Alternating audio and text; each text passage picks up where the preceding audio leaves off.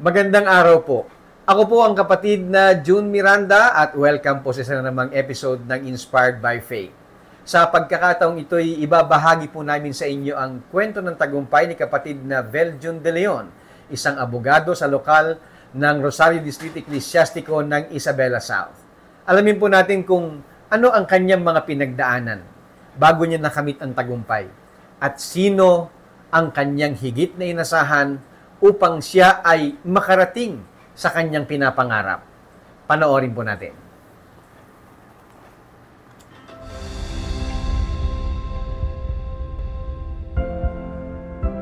Ako po si kapatid na Vel June C. de Leon mula po sa lokal ng Rosario. Sa kasalukuyan po, ako po ay may tungkulin sa pananalapi.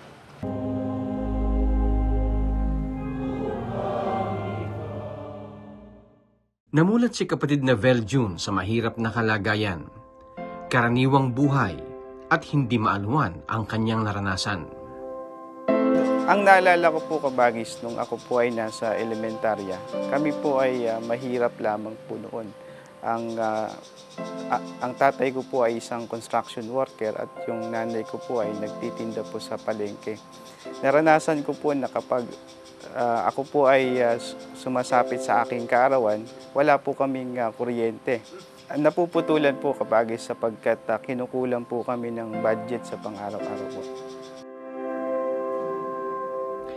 Ito ang dahilan kaya kahit bata pa ay sinikap na niyang makatulong sa pamilya at natutong magbanat ng buto para magkaroon ng kanyang mga kailangan. Kaya nung nagpasya po yung papa ko, yung tatay ko po na magbote bakal, sinasamahan ko po siya noon para po may kasama po siya at ako rin po ay kumita kahit papano. Nag-iikot-ikot po kami sa baryo po na meron po kaming tricycle at kalaunan po nagkaroon kami ng sasakyan na elf po para po mapuntahan po namin yung mga malalayong lugar. Tinatanong po namin sila kung meron po silang kalakal at kami po ay bumibili ng kalakal. Ano-ano po yung mga binibili ng kalakal? Mga lata, bote, bakal, karton at iba pa po. Tapos iniipon niyo muna yon? Opo. Then ibebenta po namin sa junk shop po. Bahagyang umangat ang kabuhayan, subalit dumating din ang pagkakataon na hindi inaasahan.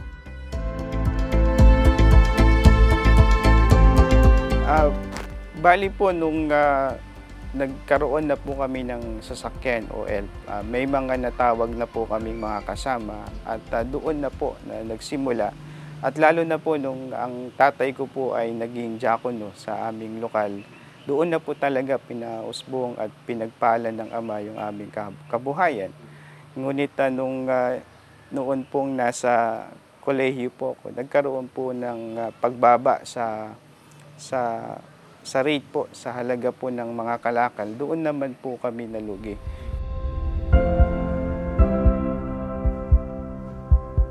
Magkaganon pa man, hindi naging hadlang kay kapatid na Vel June ang problemang pangkabuhayan upang abutin ang kanyang pangarap. Manapa, ito ang nagsilbing inspirasyon upang magsikap at makapagbigay ng mabuting halimbawa sa ibang mga kabataan.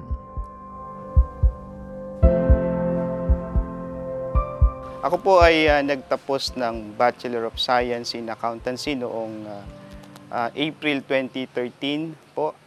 Kaya lang po nung una ako po ay kumuha ng Bachelor of Science in Marketing Management.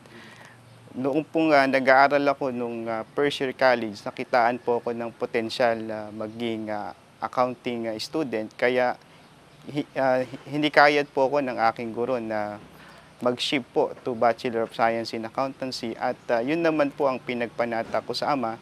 At sa tulong at awa po ng Diyos, ako po ay nakagraduate ng 4 na taon sa Bachelor of Science in Accountancy and nakapasa po ako noong October 2013 din po. Bilang isang estudyante, ibinuhos ni kapatid na Vel June ang kanyang makakaya sa pag-aaral. Ang kailangan lang po sa isang mag-aaral ay dapat pong maging masipag at pagtiyagaan po yung mga topic po na binibigay po ng kanilang guro. marami pong pagkakataon, kabagis, na nagpupuyat po ako. Katunayan po, yung isang libro, binabasa ko po yan ng 3 o 4 na beses para lamang pong maintindihan. At na-enjoy ko naman po sapagkat may mga kapatid din po sa iglesia na kasama ko noon na nag-aaral. Sama-sama po kami na nag-aaral sa library at tulong-tulong po kami. At sa awa po ng Diyos, lahat po kami ay nakapasa. Kinikilala ni kapatid na Vel ang malaking tulong o ambag sa kanyang pag-aaral ng Christian Brotherhood International, ang samahan ng mga kaanib sa Iglesia ni Cristo na mag-aaral. Yun po ang isa sa mga nakatulong sa amin sapagkat kapag meron pong pagsusulit, tinatawag po kami ng mga officers ng CBI para po magpanata at paghandaan ang nalalapit na pagsusulit po. Doon pong kapanahonan namin, nagkakaroon po kami ng leadership training po sa pamamalakad po ng kapatid na Apollo Francisco sapagkat siya po ang advisor noon nung kapanahonan po namin. May mga nakikilala po kami sa ibang department at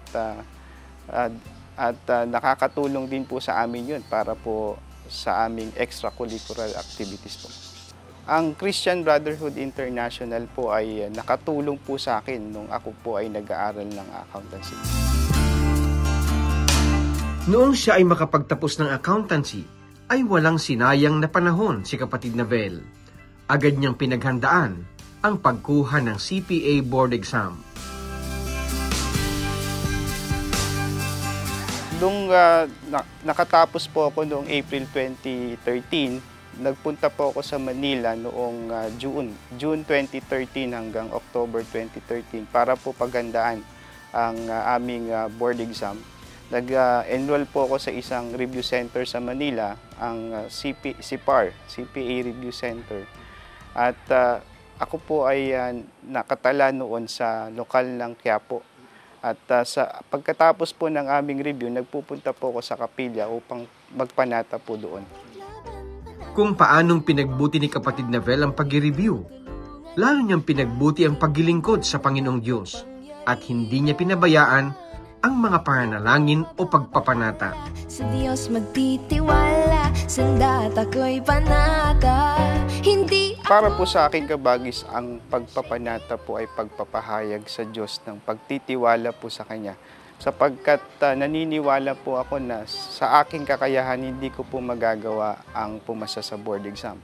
Ang aking sinasampalataya lang po ang Panginoong Diyos po natin, na siya lamang po ang kayang magbigay ng bawat hiling ng tao. Kaya ang lagi ko pong panalangin sa Kanya na kapag ito po ay para sa akin, ipagkaloob po ng Ama. At kapag ito naman po ay hindi para sa akin, gumawa po siya ng paraan. Ang Diyos lamang po ang magbibigay ng mabuting kapalaran. Kaya po manalig at lagi pong magpanata sa Kanya. Noong ako po ay nasa kapisahan ng binhi, ako po ay hinikayat ng aming destinado noon na maging Pangulong binhi.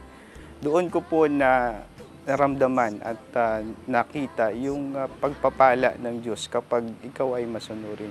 Kaya lagi po ako nagpapanata sa Kanya na gabayan po ako sa aking pag-aaral at sana po lahat ng aking pangarap sa aking mga magulang, sa aking sarili ay matupad po. lahat ay makakaya, lahat ay makakaya, lahat posible sa Ama, kaya lahat ay kaya. Lahat ay makakaya. Ang dahilan po ng aking pagsisikap, kabagis, ay mabigyan po ng kapurihan ang ating Panginoong Diyos sapagkat kapag ako po ay nakapagtapos magiging inspirasyon po ako ng ibang mga kapatid at magiging proud po yung aking mga magulang sapagkat isa po sa mga pangarap nila ay makapagtapos kami. At isa pa po, ako po ay isang lalaki, ako po ay provider ng pamilya. Kaya dapat po makapagtapos ako at makahanap ng magandang trabaho para mabigyan ko ng disenteng buhay ang magiging pamilya ko po. Sa pagkukwento ni kapatid na Veljun ay mararamdaman ang kanyang pagiging responsable. Responsableng anak, responsableng kapatid, responsableng kaanib sa Iglesia ni Cristo. Bagamat gustong-gusto niyang ituloy ang pag-aaral sa abogasya, pagkatapos niyang makapasa bilang Certified Public Accountant, ay hindi muna niya ito itinuloy. Ang dahilan, aalamin natin sa pagbabalik ng Inspired by Faith.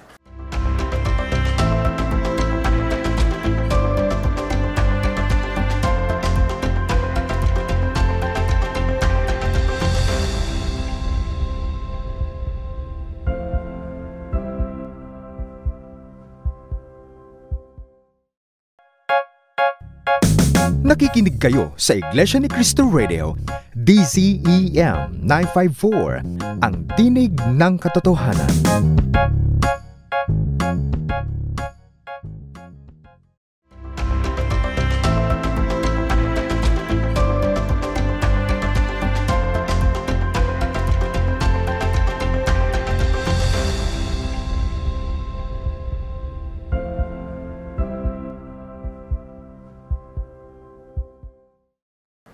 Dahil sa pagbagsak ng kabuhayan ng mga magulang ni kapatid na Veljun, ay hindi nila makayanang pag-aralin ng magkakasabay ang kanilang mga anak sa kolehiyo.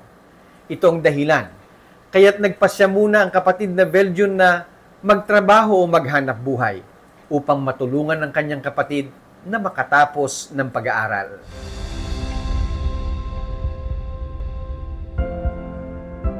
Noong pong nakapasa ako ng Certified Public Accountant noong October 5, 2013, nais ko na po na magpatuloy sa abogasya. Kaya lang po yung kapatid ko na sumunod po sa akin ay nag-aaral pa ng Bachelor of Science in Pharmacy. Kaya ang naging desisyon ko po noon ay magtrabaho muna para pag-aralin po siya. At nung nakatapos na po ng BS Pharmacy noong 2017, doon na po ako nag-aaral ng abogasya. Noong mapagtapos ni kapatid na Vel ang kanyang kapatid, ay pinagsabay pa rin niya ang paghahanap buhay at ang pag-aaral upang matapos niya ang abogasya.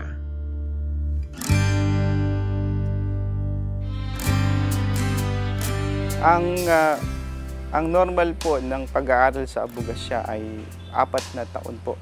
Noon pong pumasok po 2017, graduate po ako ng 2021 po. Nakuha mo ng 4 years? Opo, kabagis. Yung nag-aaral ka, Gajong, sa Juris Doctor, nag-stop ka ba sa trabaho o may trabaho ka pa rin? May trabaho pa rin po ako. May trabaho po ako ng umaga at pumapasok po ako ng gabi. Paano mo minage yung time mo sa trabaho? Medyo mahirap po yung time management sapagkat ang trabaho po ay 8 a.m. to 5 p.m. at ang law school po ay nasa 5 to 9 p.m. Yun po. Ang pagmamanage po ng time talaga ay very hard po. No? Kaya lang po, iniisip ko po na kapag hindi ko po gagawin yung mga bagay na yun ay baka ma-delay po ako sa aking mga pangarap. Kaya ang ginawa ko po noon ay lahat po ng paraan para matupad ko po sa araw na yon ay ginagawa ko po.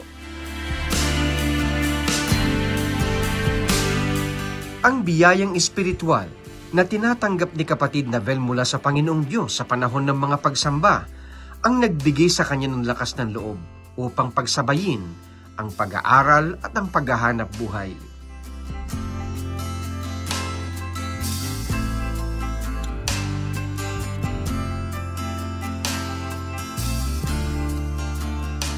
Malaking tulong po yung bawat pagsamba. Sa katotohanan po, wala po akong absent sa mga pagsamba kahit po na ang pasok po namin ay hanggang alas 9. So pinipilit ko po na makapagsamba at ang pagsamba ay talagang nagbibigay ng kalakasan sapagkat ang law school po ay medyo nakakapanghina ng loob.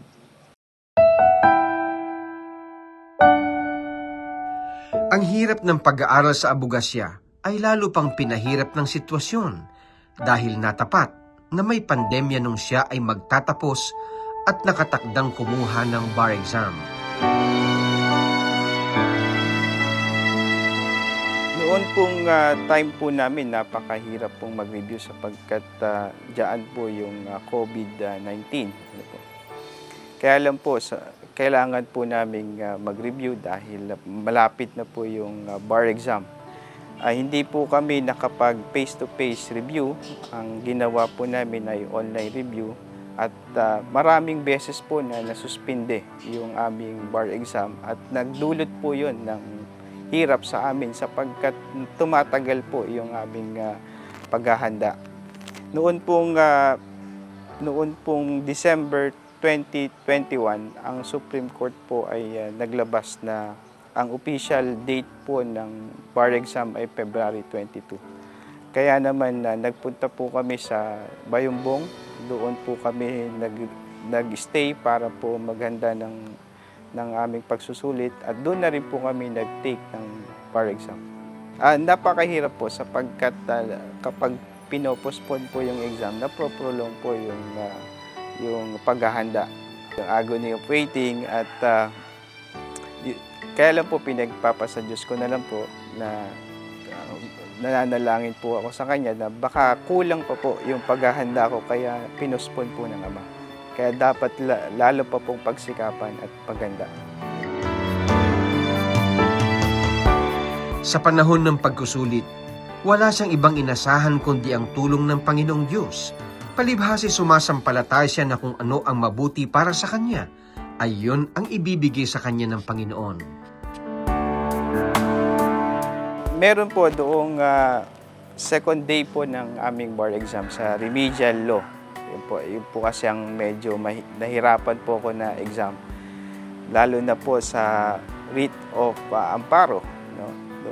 Nanalangin po ako sa Diyos na sana po ipagkaloob sa akin yung kagalingan at sana maisip ko po at maalala ko po yung nireview ko about writ of amparo.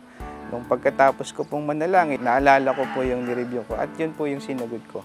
At sa tulong at awa ng Diyos, mataas naman po ang aking grade po doon. Nung i-announce ang pagpasa niyo sa bar exam, how was the feeling po? At paano po ninyo nalaman? Nagbantay ba talaga kayo o merong mga nagsabi sa inyo na pasado kayo sa bar exam? Paano nakarating yung balita po sa inyo? Noon pong Abril 12, 2022 po, nasa bahay po ako noon. Nasa loob po ako ng kwarto para po kapag hindi pumasa, doon na rin po ako mananalangin.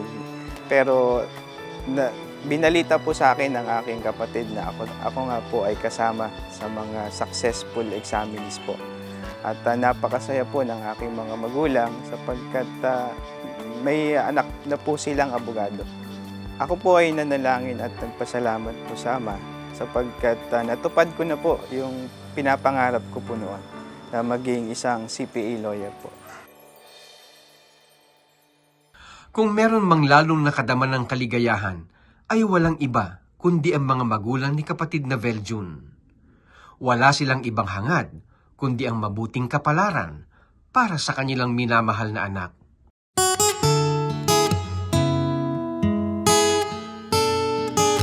Unang-una po kasi ang aking anak na yun ay mananampalataya. At laging sumasamba na kahit anong maging sitwasyon niya ay sumasamba. At naging masipag po siya sa pag-aaral. Sa lahat ng oras ng kanyang buhay, wala siyang sinasayang. Puro aral, aral. Ang gawin nga lang po niya kapilya, eskwelahan, bahay. Bata pa po siya, talagang masipag po siyang mag-aaral. Tsaka noon, lagi ko siya pinapadalo sa pagsamba ng kabataan. Gaano po kayo kasaya nung malaman nyo na siya ay pumasa sa pagiging CPA? Ay, sobrang saya po. Lumulundag pa po. Tapos nung siya naman ay CPA na po siya, masaya na kayo, CPA na siya Opo. Tapos nag-abuga siya pa, di ba? Nung siya ay pumasa sa bar exam po, ano po ang Lalong mas masaya po. At nagpasalamat po sa Ama sa tagumpay na pinagkaloob niya sa aming anak. Ang higit na ikinagagalak nilang mag-asawa ay ang pagkakaroon ng kanilang mga anak ng matibay na pananampalataya at mabuting kalooban.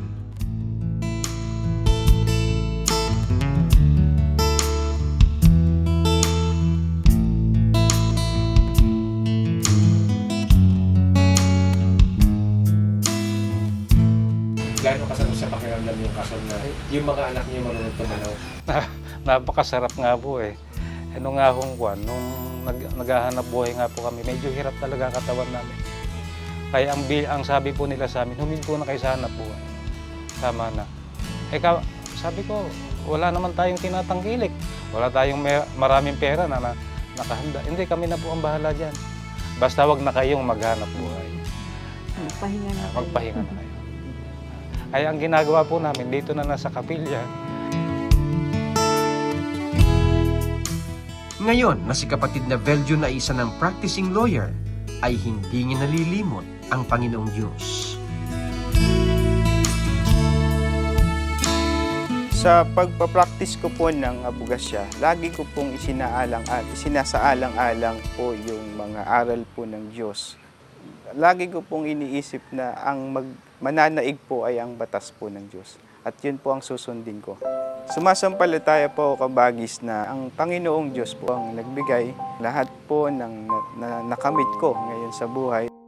Namamalagi rin sa kanyang isipan na magamit ang kanyang profesyon sa kapakanan ng mga hinirang ng Diyos o ng mga kaanib sa Iglesia ni Cristo.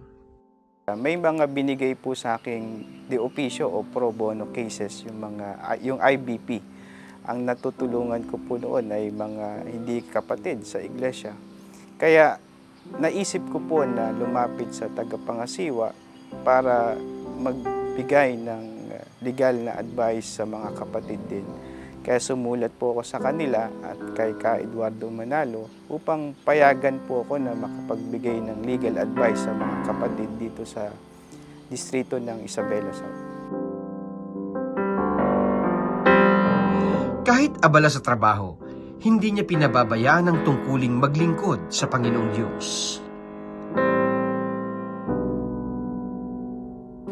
Meron po kaming accounting firm.